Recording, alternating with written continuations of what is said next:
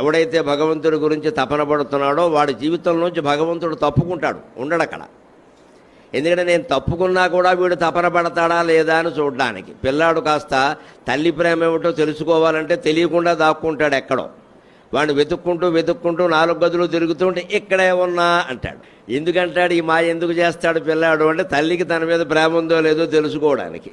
పిల్లాడి గురించి వెతకడం మానేసి మళ్ళీ ఆవిడ పనిలో ఆవిడ పడింది అంటే నీకు నేను అక్కర్లేదులే అంటాడు. అంతే భగవంతుడైనా అంతే.